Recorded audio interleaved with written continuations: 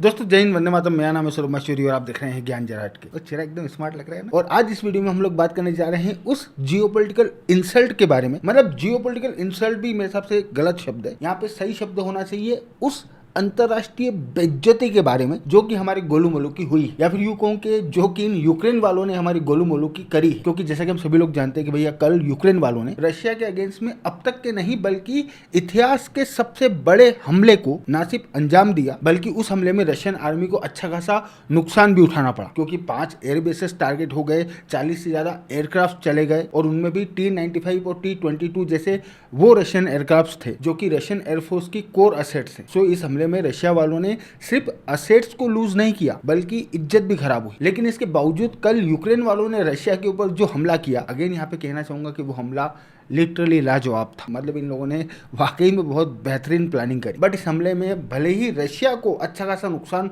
उठाना पड़ा हो, लेकिन इस हमले में पूरी दुनिया में सबसे ज्यादा नुकसान अगर किसी लीडर का हुआ है, सबसे ज्यादा इंसल्ट अगर किसी आदमी की हुई है, सबसे ज्यादा बेइज्जती अगर किसी को सहनी पड़ेगी तो वो है अमेरिका के राष्ट्रपति यानी कि डोनाल्ड ट्रंप, बोले तो हमारे गोलू मोलू। क्योंकि यूक्रेन वालों ने जो हमला किया उसके बाद इमीडिएटली ये खबर निकल के आई थी कि भैया जेलेंस्की ने रशिया के ऊपर हमला करने से पहले अमेरिका वालों को इन्फॉर्म किया था। लेकिन अब ये बात ऑलमोस्ट कंफर्म हो चुकी है। ऑलमोस्ट कंफर्म इस वजह से बोल रहा हूं क्योंकि डोनाल्ड ट्रंप के पहले शासनकाल में डोनाल्ड ट्रंप के जो नेशनल सिक्योरिटी एडवाइजर थे, बोले तो माइक फ्लैन, वो इस बात को बोल रहे हैं। सो हम लोग उनकी बात पे एटलीस्ट भरोसा कर ही सकते हैं कि यूक्रेन वालों ने रशिया के ऊपर ये हमला करने से पहले डोनाल्ड ट्रंप को इन्फॉर्म नहीं किया। और डोनाल्ड ट्रंप के जो भूतपूर्व नेशनल सिक्योरिटी एडवाइजर हैं, उन्हीं का ये कहना है कि ये ना सिर्फ प्रोटोकॉल का वायलेशन है बल्कि लिटरली डोनाल्ड ट्रंप की जियोपॉलिटिकल इंसल्ट है। और यहाँ पे इसे डोनाल्ड ट्रंप की इंसल्ट कहना मेरे हिसाब से कुछ गलत भी नहीं, क्योंकि भैया जब से डोनाल्ड ट्रंप अमेरिका के राष्ट्रपति बने हैं, इनफैक्ट राष्ट्रपति बनने के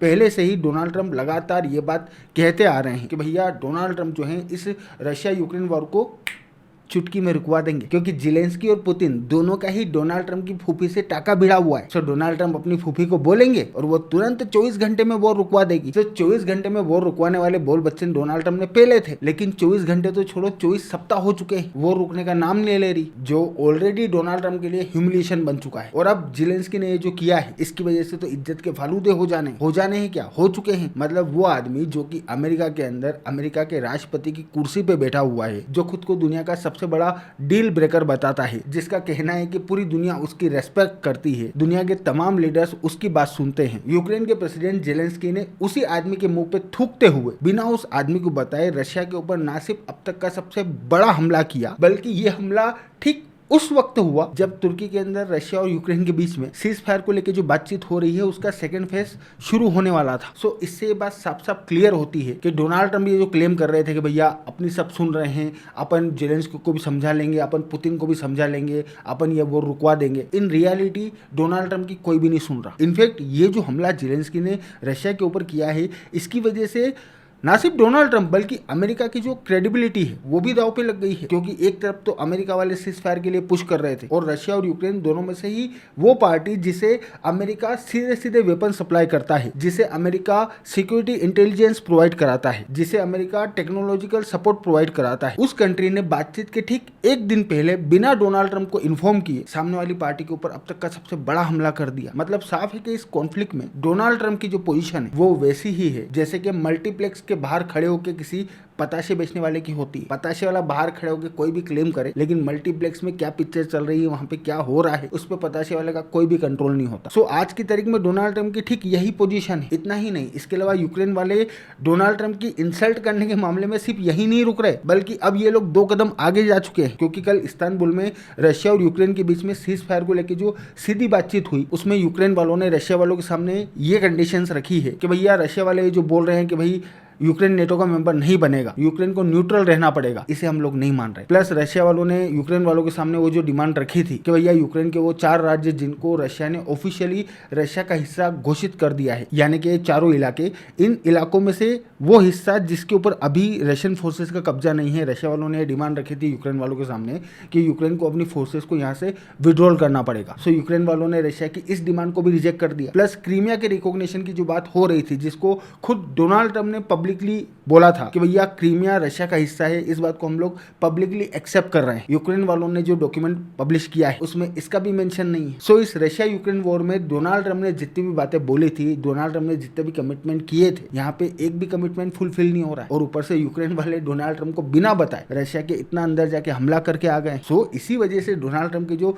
भूतपूर्व नेशनल सिक्योरिटी एडवाइजर हैं, वो इस पूरे घटनाक्रम को ना सिर्फ डोनाल्ड ट्रम्प की जियोपॉलिटिकल इंसल्ट बता रहे हैं, बल्कि उनका यह भी कहना है कि भैया अगर यूक्रेन अमेरिका वालों को बिना बताए रशिया के इतना अंदर जाके स्ट्राइक करता है तो इसका मतलब साफ है कि अमेरिका और यूक्रेन अब एलाय नहीं है। प्लस यहाँ पे वो न्यूक्लियर थ्रेट की बात भी कर रहे हैं, और ये जो न्यूक्लियर थ्रेट की बात वो कर रहे हैं ये बहुत सीरियस बात है। क्योंकि देखो ऐसा है, और इसको थोड़ा सा समझने की जरूरत है कि यूक्रेन वालों ने रशिया के ऊपर ये जो हमला किया है, ये लिटरली जो हमला जापान ने वर्ल्ड वॉर 2 के दौरान पर्ल हार्बर पे किया था, ठीक उसी टाइप का हमला है। और अब यहाँ से रशिया यूक्रेन के खिलाफ किसी भी तरीके का कदम उठाने के लिए टेक्निकली पूरी तरीके से फ्री है। रशिया की जो न्यूक्लियर डॉक्ट्रिन है, यूक्रेन द्वारा रशिया के ऊपर किया गया ये हमला उस न्यूक्लियर डॉक्ट्रिन को सीधे सीधे वायलेट करता है। सो अगर रशिया यूक्रेन के अगेंस्ट में न्यूक्लियर वेपन का यूज करना चाहता है या फिर करता है तो उसको करने के लिए वो पूरी तरीके से फ्री है। फ्री है मतलब ऐसा नहीं कि दुनिया रशिया का सपोर्ट करेगी, लेकिन रशिया वालों ने जो कंडीशन सेट करी थी कि भैया ये कंडीशन है, ये हमारी रेड लाइन है, अगर ये क्रॉस होती है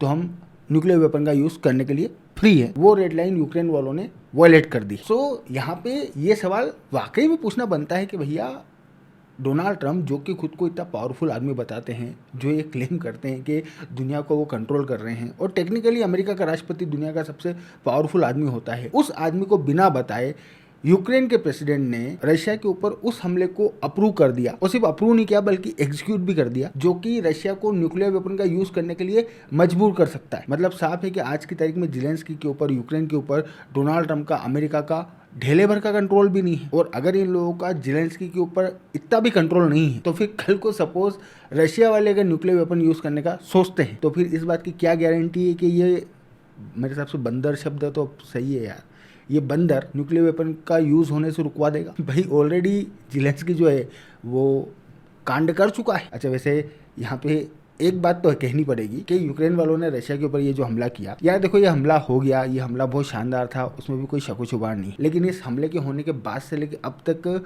हम लोगों को रशिया और पुतिन की ओर से ऐसा कोई बहुत बड़ा रिएक्शन अब तक देखने को नहीं मिला है। और जिस तरीके के पुतिन व्यक्ति हैं, पुतिन ज़ेलेंस्की को ऐसे साफ सीधे बच के जाने देंगे, इस बात के चांसेस बहुत कम है। रशिया की ओर से, पुतिन की ओर से हाई चांसेस है कि जवाब आएगा, और जवाब ऐसा आएगा कि ज़ेलेंस्की को बहुत महंगा पड़ेगा। तो अब ऐसे में ये सवाल पूछना और इसकी चिंता करना सचमुच में जायज है कि भैया कल को सपोज रशिया एस्केलेट करता है और यहाँ पे अगर न्यूक्लियर वॉर का खतरा पैदा हो जाता है तो क्या डोनाल्ड ट्रम्प की लीडरशिप में अमेरिका इतना कैपेबल है कि वो इस दुनिया में न्यूक्लियर वेपन के यूज को होने से रोक सके? क्या अब वो रशिया को न्यूक्लियर वेपन का यूज ना करने के लिए कन्विंस कर पाएंगे? भाई जब ज़ेलेंस्की इनकी नहीं सुन रहा तो पुतिन तो क्या ही सुनेगा। सो ज़ेलेंस्की ने, यूक्रेन वालों ने रशिया के ऊपर ये जो हमला किया है, इस हमले की वजह से डोनाल्ड ट्रम्प की जो क्रेडिबिलिटी है, अमेरिका वालों की जो क्रेडिबिलिटी है, उसको बहुत बड़े लेवल पे धक्का पहुंचा है। और इस वजह से इस हमले को डोनाल्ड ट्रम्प की जियोपॉलिटिकल इंसल्ट कहना मेरे हिसाब से कुछ गलत नहीं। बट अगेन यहाँ से चीजें किस हो जाएगी, ये अब पूरी तरीके से इस बात के ऊपर डिपेंड करता है कि पुतिन ज़ेलेंस्की को यूक्रेन को जवाब देने का मन बनाते हैं या नहीं बनाते। क्योंकि अगर पुतिन ने यूक्रेन को जवाब देने का मन बनाया और जवाब अगर न्यूक्लियर वेपन हुआ तो फिर तो साहब बहुत बड़ा तमाशा हो जाना है और हमारे गोल मुल्क के लिए तो रायता और ज़्यादा फैल जाना है। क्योंकि ये आदमी आज की तारीख में जहाँ न्यूक्लियर वेपन का यूज़ नहीं हो रहा, उस वॉर को नहीं रुकवा पा रहा, तो कल को अगर न्यूक्लियर वेपन का यूज़ हो जाएगा, पूरे यूरोप के लिए अगर खतरा पैदा हो जाएगा, तो फिर ये आदमी उस सिचुएशन को कैसे हैंडल करेगा। खैर अब जो कुछ भी होगा वो तो ऑब्वियस बात है, आने वाला वक्त बताएगा। बाकी तब तक के लिए आप लोग ये बात ध्यान में रखिए कि मैं हूँ आपका दोस्त सौरभ और आप देख रहे थे ज्ञान जराट की। Thank you for watching, I really appreciate your time.